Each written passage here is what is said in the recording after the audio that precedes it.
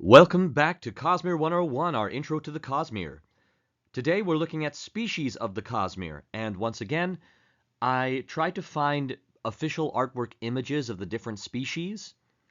In some cases they come from book covers, in some cases they come from the artwork in board games, or the artwork in recently released Stormlight RPG, Cosmere RPG Stormlight setting books, and also from the various Kickstarter posts that have been made looking at little sneak peeks into Mistborn art.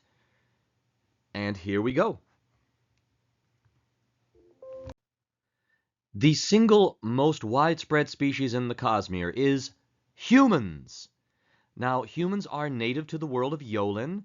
Yolen, as you recall from our Shard World episode, that is the standard planet for all life and planetary globes in the Cosmere. Every single one of the original 16 vessels of shards came from Yolen, and it is frequently suspected that most humans in the Cosmere either immigrated from Yolen at some point, or, as in the case of Scadrial, were created using Yolish humans as a model. And humans, well, they inhabit just about every world in the Cosmere, probably not Utol, because that seems to be a Shodel planet, or at least the only people we've seen on it so far are Shodel. But humans were the primary people on Ashen. They were also the people who, with the help of Odium and Honor, wrecked Ashen. They're the primary inhabitants of First of the Sun, of Komashi, of Nalthus, Roshar, Scadrial, Sel, Taldane, Threnody, and even the Silverlight Nexus. As far as pictures go, from the various covers of Mistborn novels, both Era 1 and 2, Stormlight, and the Arcanum Unbounded, we've got Vin from Era 1 in Scadrial. We've got Kaladin from Roshar. We've got Chrysala, or Chris, from Taldane. And Waxilium, or Wax, from Era 2 Scadrial. Now, humans are related to or connected to the Kandra, the Koloss-blooded, the Lawnarchs, and Cognitive Shadows in various ways. Now, unique attributes, besides being the single most widespread species of the Cosmere, they are able to reproduce with other species, such as the Shia-Amians and the Singers. There are several human cultures on Roshar who have notably unusual physical traits, not necessarily special powers, but in the case of the Herdazians, they have almost rock-like fingernails that they can use to effectively act as built-in lighters if they got a little stone to scrape their fingernails against. The Unkalaki, or horn-eaters, have incredibly strong teeth that allow them to actually eat crustaceans, shell and all. Both of these physical traits, even though these two ethnicities are purely human, it has been said that these particular traits are indicators of some Singer heritage in the distant past. As far as the Shia-Amians go, well, you've got at least two different nations in Roshar that exhibit either blue-tinted skin or very deep blue prominent blood vessels, and these are said to be indicators of Shia-Amian heritage. And because the humans are the most widespread, the vast majority of stories and the vast majority of main protagonists in the Cosmere are going to center on humans. Next up, let's talk about the Koloss-blooded. This is a species unique to Scadrial. They are the descendants of hemalurgic soldiers created by the Lord Ruler as his servants and shock troops during the Final Empire. Now, the Koloss were originally human. We'll talk more about what exactly was done to the Koloss and how they relate to hemalurgy in a later video. But, in brief, when Harmony ascended and ended the Kataszandra, he didn't just reshape the planet of Scadrial and move its orbit. He also altered the Koloss so that they could reproduce without automatically needing to use the spikes. Now, that is to say, hemalurgic spikes. Now, the child of Koloss is a Koloss-blooded.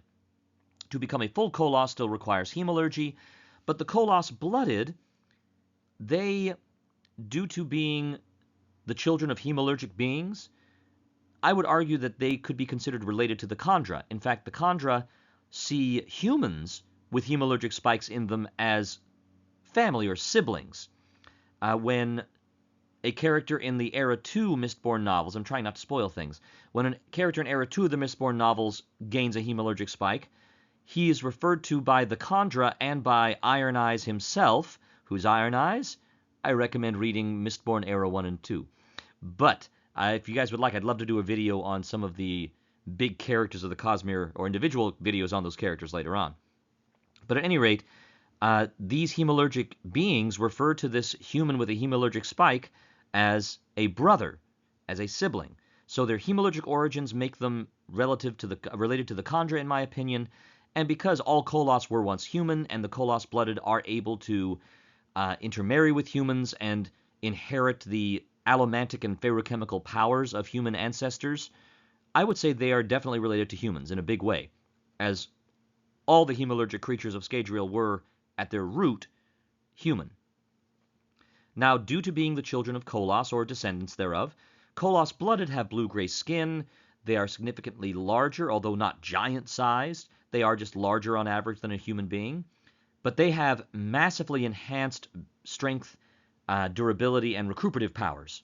They can hit like a Mack truck, they take a hit like nobody's business, and they can shake off injury like it's going out of style. Now, in terms of the artwork here, the black and white art showing the Koloss-blooded fellow with a giant sword and a pocket watch, that comes from the Alloy of Law supplement of the Crafty Games Mistborn RPG from several years back. And the color image, this was shown in a Kickstarter update to backers about some concept art and plans for the Mistborn setting for the Cosmere RPG. By the way, the Stormlight setting of the Cosmere RPG has been released. Strongly recommend. We'll eventually be doing a video or several videos on that game later on. Next, let's discuss the Singers. The Singers are unique to the world of Roshar. And when I say unique, I mean they are the original sapient, sentient inhabitants of Roshar. The physical part, anyway. All the humans that are now the dominant species of Roshar, they all came over from Ashen. And as far as the other species, the Sleepless that are on Roshar, definitely not native to Roshar. The Shia-Amians, I have no idea. They're a big mystery. But the Singers match the other life forms of the planet in terms of the ability to grow carapace or shell as a defense mechanism, and the presence of a gem heart organ. But I'm getting ahead of myself. Briefly, there is no related species to the Singers. They developed separately from the other sapient species of the Cosmere, alone on Roshar. They do seem able to reproduce with humans, though, because there are specifically two human ethnicities on Roshar, the Unkalaki, also called Horn-Eaters, and the Herdazians, and both of these groups exhibit physical characteristics that link them to the Singers. The Herdazians have stone-like or carapace-like fingernails that they can use to scrape on stone or metal to make sparks for fire and cooking, or for lighting like pipes, I suppose, if they're smokers. Allomantic joke there.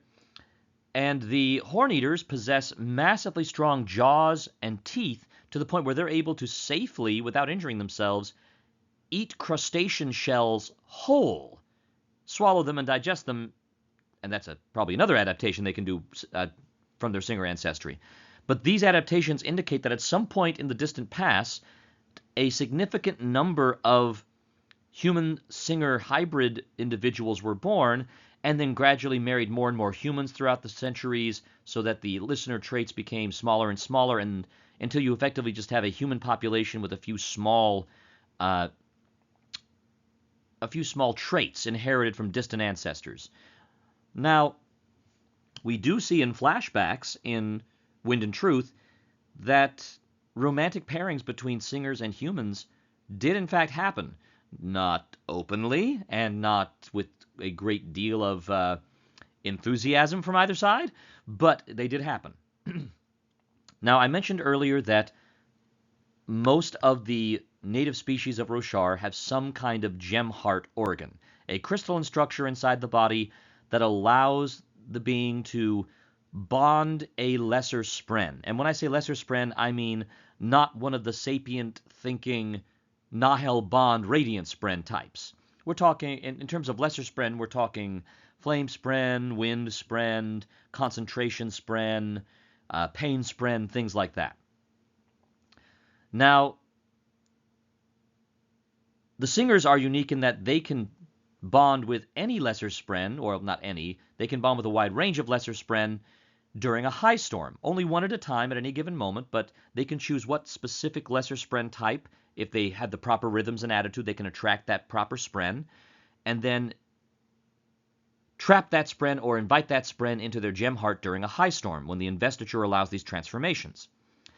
Now, depending on the particular spren, you get a particular form. Sometimes the forms alter the body to give you more muscle mass and durability. Sometimes it makes you grow actual carapace armor, which will grow naturally out of your skin and be affixed to you the entire time you're in that form. Maybe it makes you more graceful or increases cognitive function. But in Stormlight, the archive novels, that is, only 5 forms are known to the free singer population due to their history and their rejection of all forms of power back in the distant past. Now, due to the events of the Everstorm freeing the Parshendi singers from their perpetual dull form-like lack of connection or identity. To be clear, dull form is separate from what happened to the Parshendi, the singers who got just for generations effectively mind-wiped and magically lobotomized, for lack of a better term. Dull form simply implies a singer who doesn't have a proper lesser spren, or in the words of one passage in the books, an incorrect lesser spren, when they tried to bond for one and got another one by accident.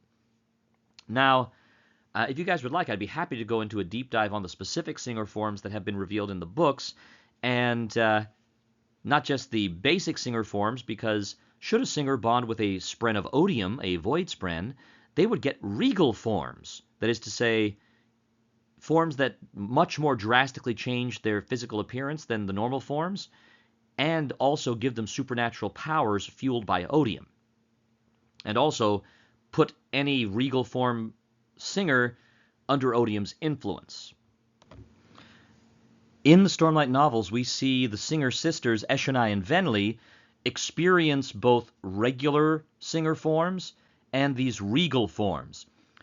When Eshonai first takes on a regal form, she is massively influenced to the point of not even acting like the same person, not even being the same person really, in her true nature being trapped by the intense emotional control of the Void Spren's true master. Venli was much more accepting of the Void Spren and seemed to not have too drastic a personality change, although there still was a bit more viciousness to her in regal form. But following the death of a loved one, Venli starts to reject the influence of odium, which is helped by a radiant spren. But I don't want to give too much away in this video about Venli, although again, I'm happy to go over more specific things for the particular characters as they become relevant to certain videos. So if a character is a radiant, I'll probably bring them up in the surge binding video I'm planning on doing. Now, as far as the artwork goes, the panel showing I believe the term, because there are 4 genders amongst the singers, male, female, and then the femalin and malin.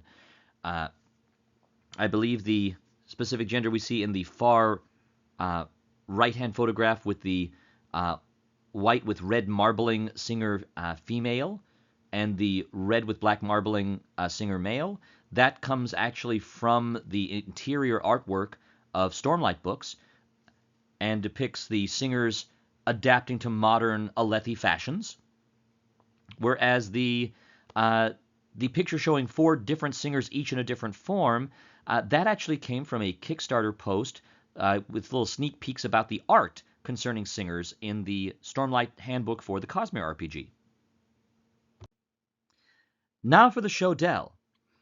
The Shodel, I could find no official artwork from the Shodel. There's been a number of fan art, but I'm trying to limit the art I show to official artwork from various products so that I can try and give a shout out to those products and to the various folks on the Dragonsteel and Brotherwise team in particular. The Shodel, like humans and dragons, are native to Yolen, the standard planet of the Cosmere and the site of the Shattering. Now, we do know that Komashi's sister planet of Utol has Shodel on it. At least Shodel are beings described the way Shodel are described are seen by observers in Komashi through their telescopes and such on this planet. And during the course of Yumi and the Nightmare Painter, there's talk of building a Heon-powered ship to cross the slight distance between planets to visit this world with its strange, four-armed, almost reptilian-looking inhabitants. And the Shudel are feign life in biology. That makes them related to the dragons in a sense. They seem to have reptilian eyes and 6 limbs, 2 legs and 4 arms. They're described as having chalk-white skin and white grass-like stalks of hair. Now, the one time we see a conversation with a Shodel, so far as of the recording of this video, is in the epilogues of the Lost Metal, when a Khandra is traveling the cognitive realm with a Shodel guide, and describes in her internal monologue that these Shodel are said to be excellent guides, perhaps due to a direct line to their gods. Now, we'll be talking about the dragons a little later, but when I hear gods plural, and knowing what I have learned about dragons in the Isles of the Emberdark, I think that perhaps the Shodel have a special connection to dragons, since they're both feign-life creatures and because of the dragon's unique ability to forge connection, with a capital C, to beings that follow them or worship them. We do know that the Shard Ambition was a Shodel, and the Shodel names tend to be, like the species name, two-part. Ambition's vessel was named Ulida. The major Shodel planet we know of is Utol. So I did not see any other Shard vessel with a two-part name like that. So maybe we will find more Shodel as we carry on. Certainly when we get to Brandon's promised Dragonsteel prequel series, we'll be seeing how the Shodel, the humans, and the dragons interact back on Yolen before the Shattering. And perhaps as we get more world-hopping adventures, we will see more Shodel guards, or not guards, guides, and perhaps guards in the cognitive realm. Until then, they remain a very mysterious species that we know very little about. If you have ever read the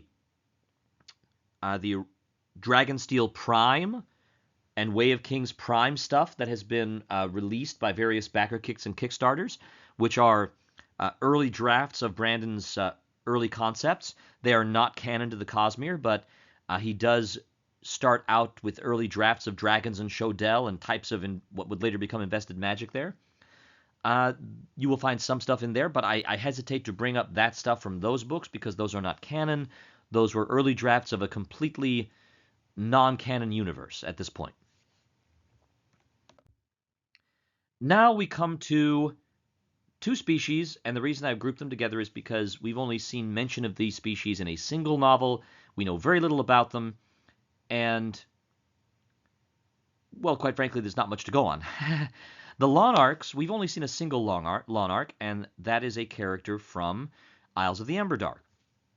This particular being is described as essentially human with feathers instead of hair. In fact, his people are described in narration as humans who evolved to have feathers instead of hair. So they are related to humans, but this particular Lawnark says that his people are native to the Grand Apparatus, a planetary megastructure, that is to say a giant thing the size of a planet, that is a constantly shifting series of connected rooms powered by a highly invested engine at the center.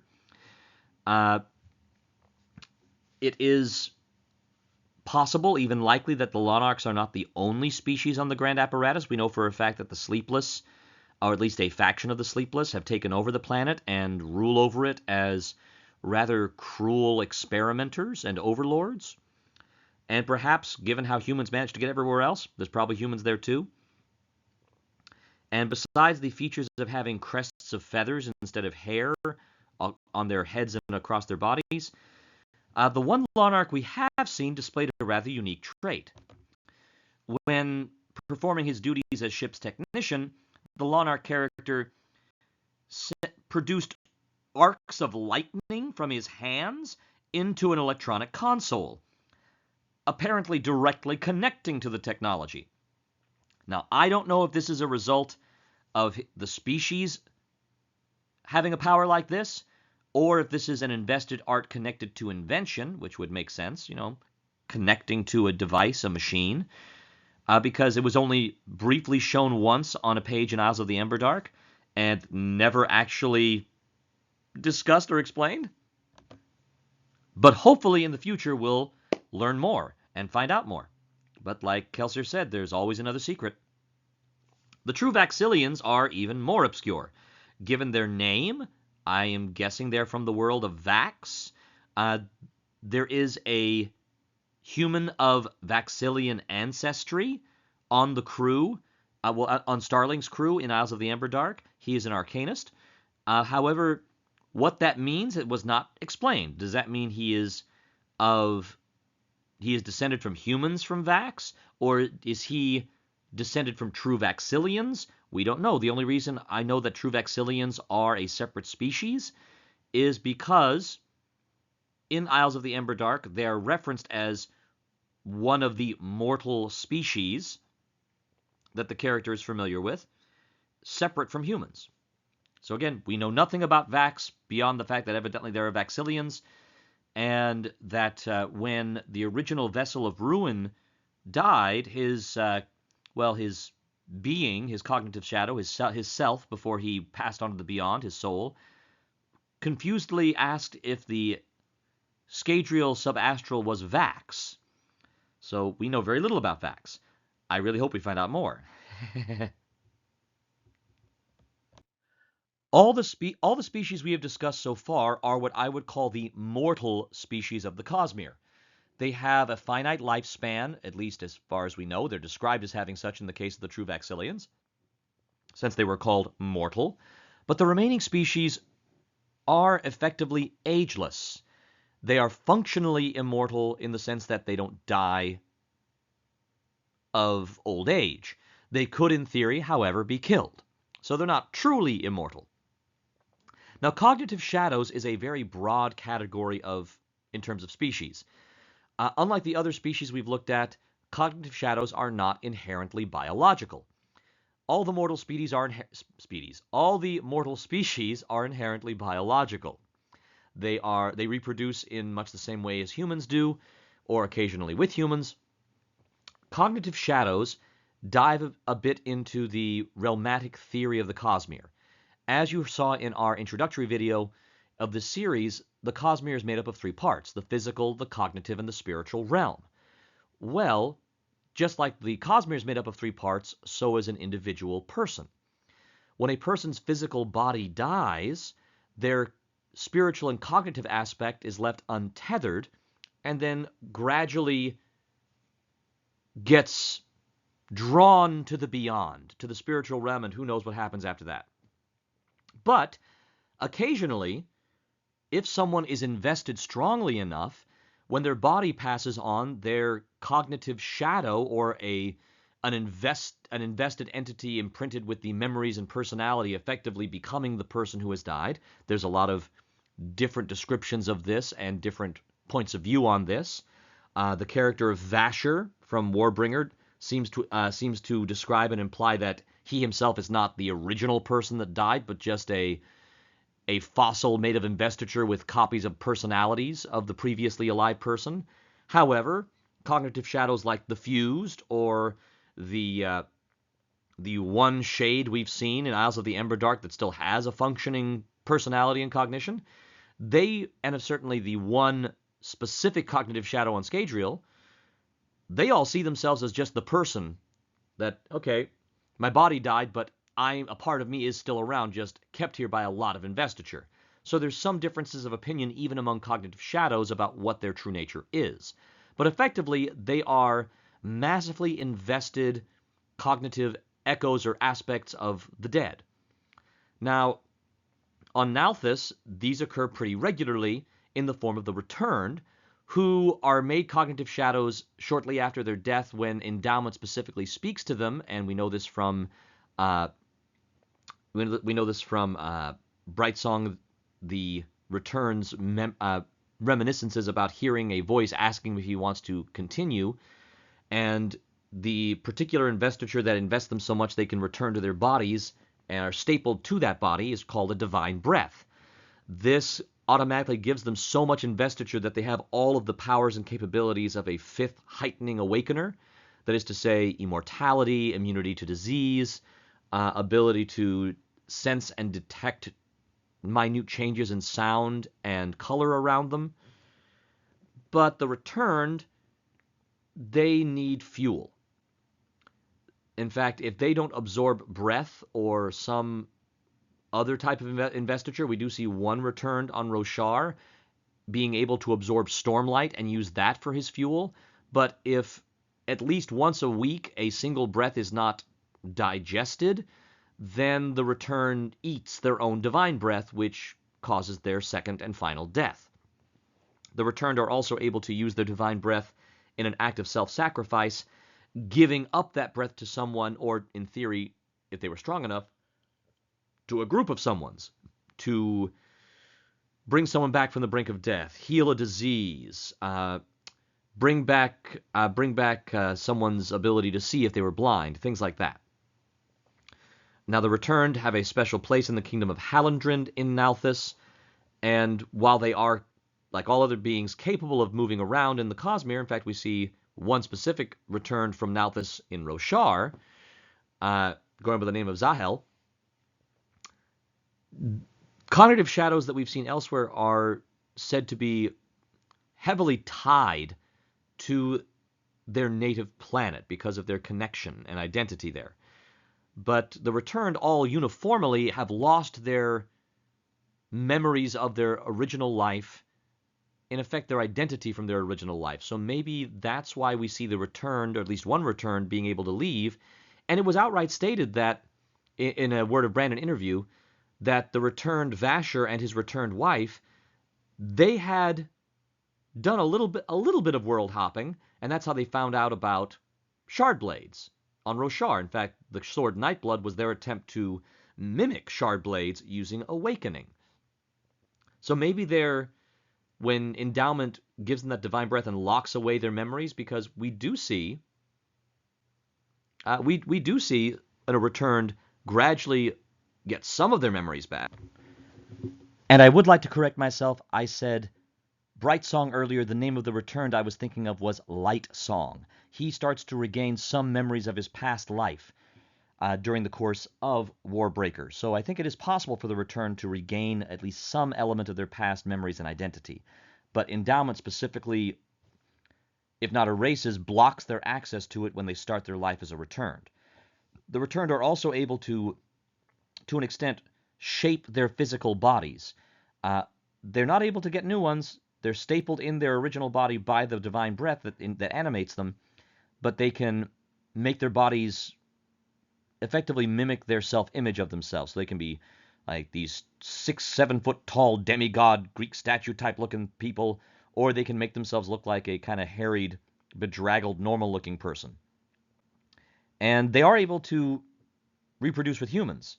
The royal line of another kingdom on Nalthis, as specifically seen from the characters of Vivenna and Ciri, their returned ancestry allows them to change the color of their hair, and also, as we've seen when Vivenna shows up as Azure in, I believe it was Oathbringer, she's able to change not just the color and size of her hair, like length of her hair, she can also evidently give herself a scar, change the complexion of her skin to make herself look like an Alethi.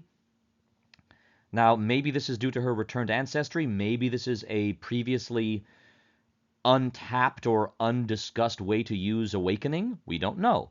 But it would seem possibly connected to her returned ancestry. Now, on Roshar and Braze, we see a lot of cognitive shadows. The Fused are all Singer cognitive shadows, infused with odium's investiture, and altered so that each fused is bound to one surge, well, one of 9 of the surges. Adhesion, there is no fused adhesion group, but because that's Honor's biggest surge. But these fused, they don't have regular bodies.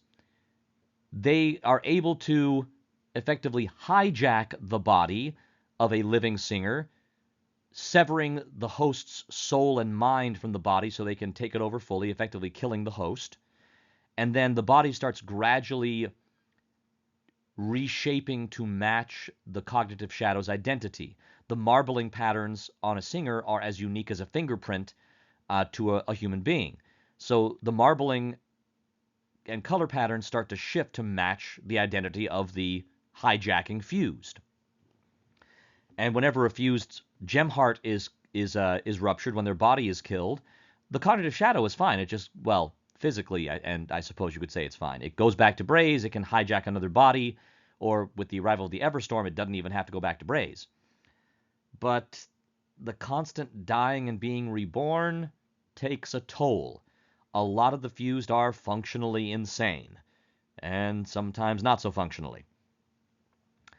And the Heralds, well, they're Honor's big cognitive shadows. 10 humans who were massively invested by Honor, and then through various arts of their own, turned themselves into cognitive shadows, but rather than needing regular fuel like the Return of Nalthus, they mainline Honor's investiture to keep themselves going the same way the fused mainline Odium's investiture. Now, I would love to do a bigger specific dive into the fused bands and the 10 heralds at a later date. Now, in Threnody, because Threnody was the planet either where ambition was invested or at the very least by where ambition was killed, it was inundated, it was drenched, it was marinated in the dying shard's investiture.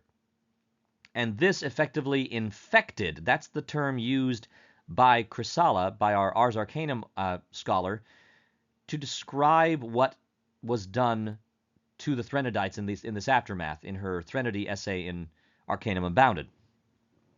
This excess investiture that infuses the souls and spiritual DNA of later generations of Threnodites, because we see people of Threnodite origin who somehow are still sometimes becoming shades when they die, over on the planet of Canticle, in the Sunlit Man.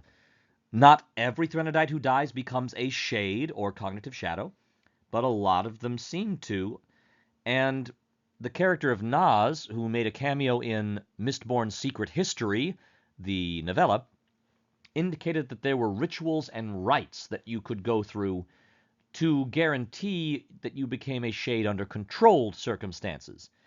And given that we see Naz as a witty and non-homicidal shade in Isles of the Emberdark, perhaps those rites and rituals, when they're not done, you get the more mindless, ravenous shades we see in Shadows of Silence, one of the short stories in Arcanum Unbounded. But these cognitive shadows, they're practically invisible in daylight on Threnody, and you can see them a bit in the nighttime, and if someone breaks one of the 3 rules, and by the 3 rules I mean starting a fire, running outdoors, or shedding blood, that causes the cognitive shadows to darken from the perspective of people on the physical realm and start getting violent, start looking for, hunting for, grasping for the person who broke the law, or the rules, I should say, and if it's bad enough, anybody else who's nearby. These shades, when they touch a physical being, that physical being starts to wither. In fact, it's called the withering. Now, if you dump silver on the injury site or swallow it fast enough, and I'm guessing maybe aluminum could help with this. I'm not sure. Aluminum has sort of a shielding or negating effect when we see it used to protect investiture use from detection in Stormlight Archives. And we see it wipe investiture out of Allomancers in the Mistborn Era 1 books, so maybe aluminum could possibly be used for that. I don't know. But silver, we know, does reverse the withering. And in fact, silver, when touched to a shade, corrodes and causes an injury, burning the very essence of the shade. In theory, being able to kill it. So that's why silver is so very important in Threnody, but we also see silver doing the same thing to aether spores on Lumar, so maybe there's a connection there. But at any rate, Threnodite shades are massively dangerous, and we see an entire group of Elantrians called the Airi in Mistborn Secret History so terrified of the Threnodite shades that they set up specifically anti-shade defenses to keep the Threnodite shades in Threnodite cognitive space. And then there is a single cognitive shadow native to Scadrial. Identifying this person in this video would be a massive spoiler, so I will hold off on that until a later video. But needless to say, all cognitive shadows are related to whatever species they originally were. Most of the cognitive shadows we have seen are human in origin, but the fused are all singers. The unifying attributes of cognitive shadows is immortality, either in their ghostly, ephemeral state, or because they have regained a body in some way, shape, or form. And they also are all fueled by investiture, either a direct main line of it from odium or honor in the case of the fused and the heralds, or the divine breath of endowment that initially animates, but they still need to have regular infusions given to them. Maybe that's because of the endowment intent that they were resurrected with. They must be given investiture. And the shades, they don't seem to necessarily need it, but when they get hungry, they will drain it out of you, evidently. And we have seen fragments of ambition, splinters of ambition, just drain people dry of life force, much like the shades do. Lots of mysteries here. I would love to find out more. Our next functionally immortal species are the Kandra. This species is native to Scadrial. Like the Koloss, they were hemalurgic constructs. We'll do a better dive into what exactly the nature of their hemalurgic abilities and origins are, but for this video's purposes, they are native to Scadrial, and for most of Scadrian history up to the last Wax and Wayne novel, the Kandra were almost exclusively on Scadrial, with one or two exceptions. Now, the Kandra had a homeland, an underground cavern, where they could just be themselves, in a literal sense, walk around without a particular human shape, because Kandra are shapeshifters. They have the ability to digest a human body, a corpse, and if they have a skeletal structure to work around, they can perfectly copy the physical form of the person they have digested. And with practice, they could use a skeletal frame to create just about any human form they like. Now, they are able to take on animal forms, again, with the proper skeletal base that they can use, and having digested at least some common animal of that skeletal type to form a body around. But they are, in their natural state, an amorphous mass of muscle fiber, nerve tissue, and cognitive function. They only have humanoid form when they have a skeleton to wrap around, and they are able to shape their entire physiology to mimic a human or an animal or any other species whose skeleton they have. As hemalurgic beings, they are very much connected to the Koloss-blooded with similar hemalurgic origins, and the original Kandra, well, actually all Kandra, are mist wraiths who are given hemalurgic blessings. Mist wraiths are effectively, well, they're described as Kandra who are too young, or Kandra that can't think. That's a bit of an oversimplification. A Kandra is not a Kandra until you put the hemalurgic blessings into a mist wraith.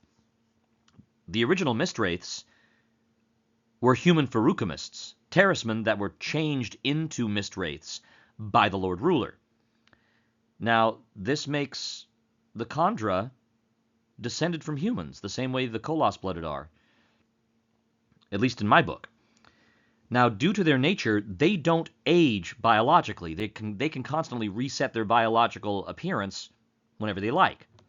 And they've learned to reshape themselves in various ways, like creating small pockets inside whatever form they're using to hide a weapon or a piece of evidence, or hiding their cognitive functions in aluminum boxes that they shift around inside their bodies, even if they're taking a human form.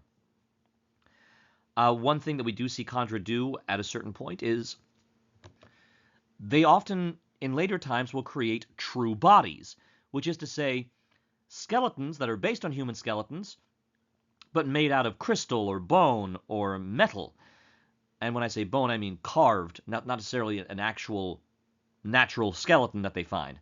They construct some of their own true bodies as a form of self-expression. And when around, only Kandra in the Kandra homeland in the First Era would just walk around with their skin and muscle fibers translucent so they could show off their true bodies. But as of Era 2, most Kandra tend to take on a human identity and form and live out a lifetime, and then retreat for a little bit, take on a new form and identity in a different part of Scadrial.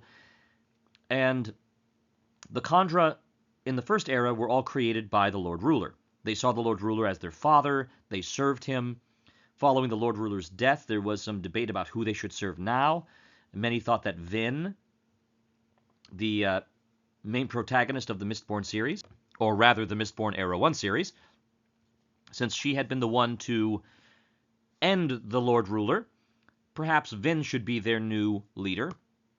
But with the ascension of Harmony, the Kandra, almost 2-1, every single Kandra that survived the Katasandra opted to serve Harmony, although there were rebellions here and there. Read Mistborn Era 2 to find out a bit more about Bleeder.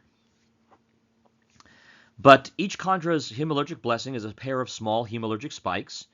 The novels have shown 4 specific types of blessings. The specific blessing and the metal used for that type of blessing and what that metal gives them, we'll deal with in another video, specifically the hemorrhagy one.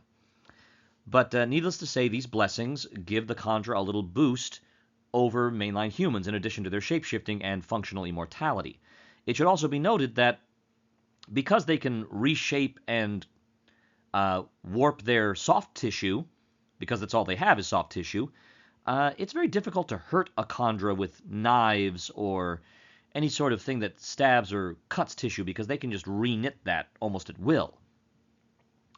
But anything that could break bones, well, if you break a Kandra's bones, they can, and we see the character of Milan do this in the novels, in the Era 2 novels, that is. Kandra with broken bones can use some of their body mass to form new tendons to effectively bandage and wrap the bones together, but it takes focus, it takes energy, and it weakens them. And you break enough bones, a Kandra's not going to be able to move around very much. Now, the Kandra, it is possible for the Kandra to steal another Kandra's blessing. We see this specifically in one situation with the Kandra of Tensoon in the First Era. But if you try to replace a missing hemorrhagic spike from a Kandra with another one's hemorrhagic spike, it doesn't go well. We see this attempted in Era 2, and trying to patch an incomplete Kandra blessing with someone else's blessing, not going to work. Absorbing another blessing while your main blessing is still intact, we see that at least function with Tensoon. Although Tensoon is the only one that we are aware of who has done this. Now, Milan, who you see depicted in the black and white drawings from the Crafty Games Mistborn RPG, that would be the woman who's showing her true body face and has a blade coming out of her hand. We see her actually do something very interesting with a wounded human friend. She sends tendrils of her tissue into the wound to eat some of the damaged tissue from the injury, and then use that to effectively create cells that are genetically identical to the humans, thanks to her shapeshifting, to seal up the gut injury and to effectively suture up the intestinal injuries. That's a fascinating way to use their abilities. And by the way, the top image in color, That is an image that was shown from one of the Mistborn games known as I believe it was advertised for, I think, the Mistborn War of Houses game that was in development. But it is a wonderful artwork by Miranda Meeks as the two Kandra from the Crafty Games books. That illustration was by Ben McSweeney. The Sleepless are a mystery and a potentially disturbing one. We don't know what their native world is. We know that they are on Roshar. We know that they, because they're the narrators of the back cover stuff in Roshar, the cryptic, almost sing-song things describing vaguely what's happening in the book. We know that a group of Sleepless control the Grand Apparatus in a very terrifying way. And we know from the Sleepless character Chrysalis that there are Sleepless on the planet First of the Sun. Now, as far as we know, there are no other related species to the Sleepless, and I don't believe it is possible for them to procreate with the other species we've discussed. Because what makes a Sleepless functionally immortal is that they're living swarms of insect, arachnid, and occasionally crustacean nodes or hordlings with a single sense of self and consciousness controlling the entire swarm, or horde, as they call themselves. Given time and potentially help by other members of their species, they can breed hordlings to do just about anything, from creating hordlings that perfectly mimic a human finger or a human eyeball for sensory purposes, or a voice box for talking. Many of the Sleepless have learned how to condense their form into a humanoid shape and create hordlings that perfectly mimic human skin when they're all connected together. Now, it's not perfect because the seams between hordlings can sometimes be played off as tattoos. We see this specifically in the Stormlight novella called Dawnshard. But they can, if they have a specific node they want to build, like a node for better sensory perception, or to shield something, or to hold parts of their consciousness, they can breed them. It takes a little time. They can't do it right away. It takes time to regrow damaged members of the horde. But they're consummate spies because of their ability to literally spread pieces of themselves across large areas. And they're watchers. Why exactly they're watching, we're not sure. We know that some of the Sleepless on Roshar are pledged to protecting one of the 4 Dawn Shards that had been hidden there. But beyond that, not entirely sure. We do know that the Sleepless did aid the Radiants in the fight against Odium during the desolations of the past. At least that's the implication we get from the visions Dalinar had, showing burnt swarms of Kremlings. And also a statement made by Arklo when he was talking to Lift in the Edge Dancer novella, saying, "My kind once fought along yours," that sort of thing. And yeah, there's at least one horde of Sleepless that is renegade, not exactly in line with the others. What exactly that means, I'm not sure. We'll see what happens. The artwork, by the way, was created by the head concept artist over at the, well, I'm not sure I got the title right, but Marie Zieberger is a concept artist that's been doing amazing work with the Cosmere RPG team, doing quite a number of beautiful pieces in the Roshar World Guide in particular. And this, I want to say this is also something I've seen on a card in the Call to Adventure Stormlight game, but I will need to double check that.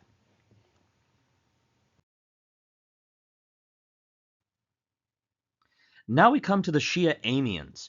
The only world we've seen them on is Roshar. While we have a word of Brandon that says the Sleepless are not native to Roshar, I'm not entirely sure if the Shia Amians are native to Roshar or not. They don't seem to match the rest of the animal life of Roshar's gem heart physiology or natural defenses against the storms, well, specifically the High Storm, but the only planet we've seen them on is Roshar. We have no idea if they're related to any other species, because again, we know very little about them. But the humans of Babatharnum, in particular the women of that nation with their prominent blue veins, And the humans of Natanatan, with their bluish skin, have some Shia-Amian ancestry. Now, the one Shia-Amian we see in the novels is Axes the Collector. And that is the image I found of Axes from the cover art of Stonewalkers. That is the first published adventure for the Cosmere RPG in the Stormlight setting, released in PDF earlier this year, and getting released in physical copy to backers very, very soon. Now, the Shia-Amians are functionally immortal. They have pale blue skin, but they're able to change the color and markings of their skins and even manipulate their bodies in other ways that we have seen shapeshifters like the Kandra do. I do not know if that means the Shia-Amians are able to change the shade of their skin to hide amongst human populations, but we have seen Axes shut off nerve receptors, shut off his alter his biology so he can't smell for a while when things were smelling very bad. And because he's always losing stuff or having things stolen from him because of his curse, the curse of kind, he's constantly just altering his skin to turn it into darkened marking tattoos of his notes. Now, he has specifically referenced that his fixation on categorizing and seeing all the types of spren is a way for him to keep his sanity through his immortal life.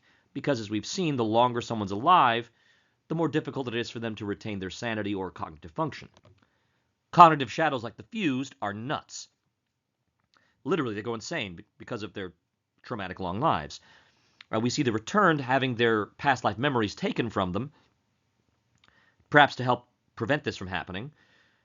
But we see long-lived people like Hoyd find ways around this. But again, more on Hoyd in a separate video. He just needs his own video. Now, Axes refers to something called the Curse of Kind. I do not know if that is specific to him. Maybe a deal he made with the Night Watcher gave him that curse, or maybe that is something all the Amians have to deal with. I don't know. But we do know that he, Axes at least, casts a shadow toward light. And again, not entirely sure if that's unique to him or something that all Amians do, so I just included it because he's the only one we've got, as an example.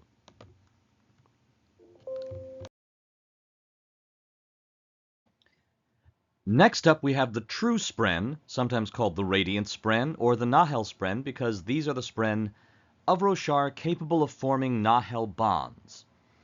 Now, the true spren are native to Roshar, specifically to Roshar's cognitive realm. Their origins can be found in the Day 9 section of Wind and Truth, where the memories of Tanavast are presented to the reader.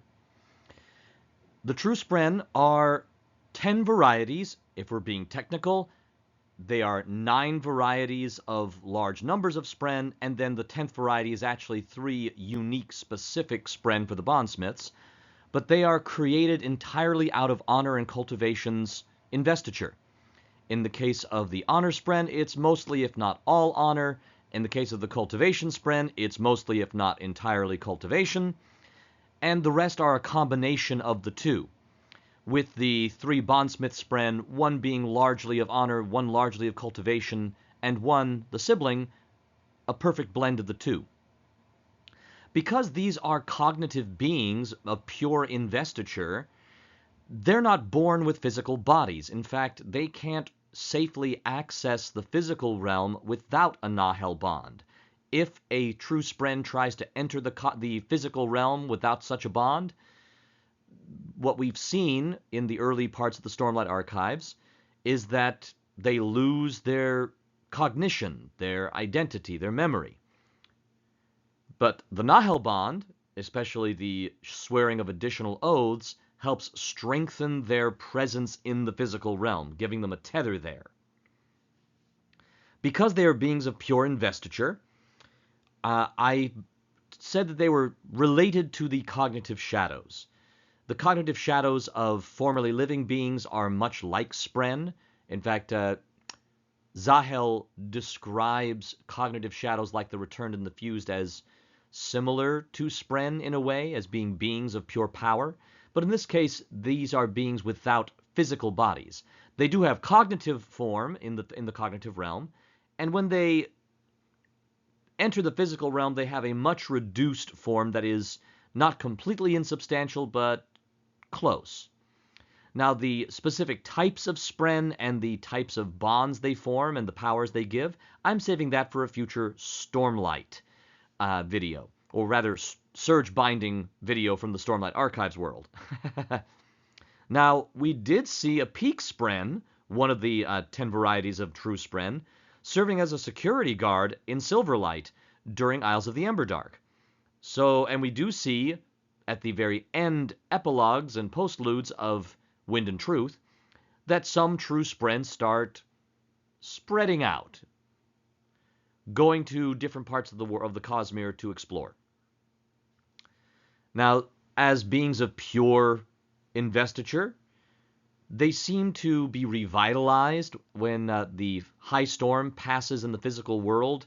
When they're in the cognitive equivalent of that part of the world the high storm's passing through, a invigorating light shimmers around them, and they seem rejuvenated, regenerated. So they seem to be fueled by Stormlight.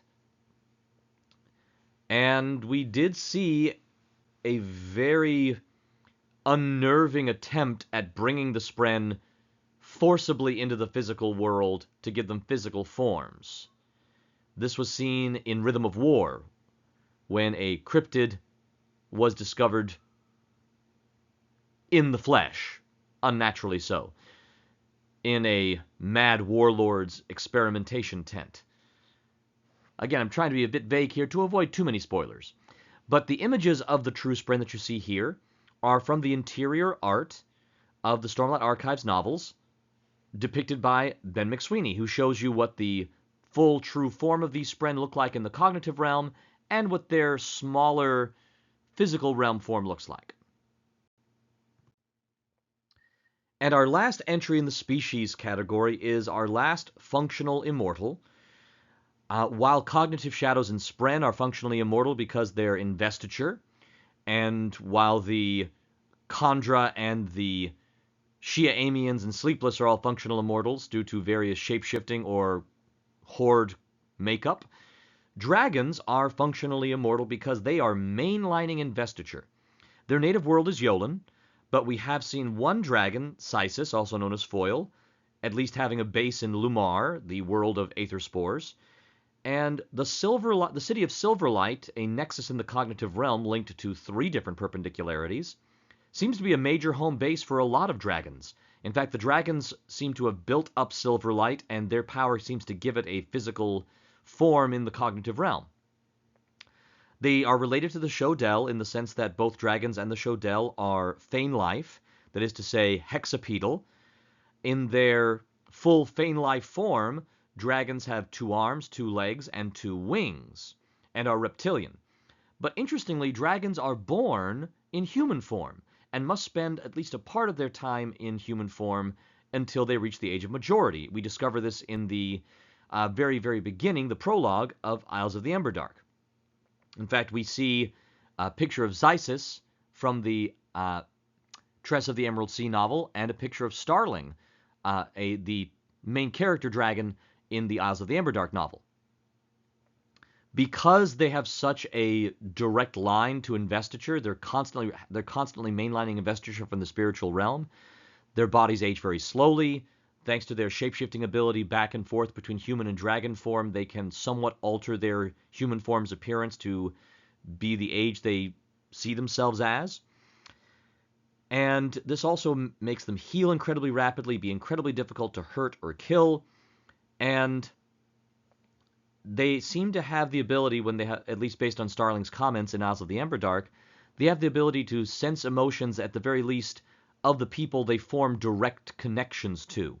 And this can be humans, Shodel, anyone that they forge a bond with in the sense of a connection that they can be worshipped. And with the help of a particular type of bone, humans can transmit prayers directly to a dragon, and they can, in turn, through their bond, provide bravery or soothe fear, much in the way an allomancer could either riot or soothe emotions, but only to the folks that they have a connection to. And the bones, by the way, are called Tumakeks. And Hoyd has one in Wind and Truth. Likely he purloined that. He stole that somewhere, who knows. And it's been said that because dragons are so highly invested, it is highly improbable that a dragon would be able to forge a Nahel bond. They're already so packed full of investiture, there's not room for a new bond like that. And if that's the case, they probably wouldn't be able to benefit directly from the bond of one of the AVR of First of the Sun. But we have seen dragons gain breaths because we have seen dragons awaken. So unless dragons are able to mimic awakening without getting breaths, they are definitely able to purchase breaths and receive them. Now, historically, dragons in the Cosmere seem to be very fond of bargains. And that bargains or agreements can be worded in such a way that their invested power will bind them to their word. There's also a situation where, in the Isles of the Emberdark, Starling mentioned that her hearts were beating very fast. This indicates to me that in both forms, or at least in the human one, possibly in the dragon one as well, dragons have multiple hearts. I'm intrigued by this and would love a bit of clarification, but so far the only big view we've seen of dragons has been Starling's point of view in Isles of the Emberdark. Hopefully we'll see more. Thank you all so much for watching The Species of the Cosmere. Next up on Cosmere 101, as we continue our intro to the Cosmere, we're going to take a look at surge binding, the magic system of Roshar, looking at the 10 surges, the 10 orders of Knights Radiant that typically use them, and the 10 types of spren that form those Nahel bonds. Thank you so much for listening, and I'm told I should say, please like and subscribe. You all have a wonderful day, and I look forward to seeing you all next time. Take care.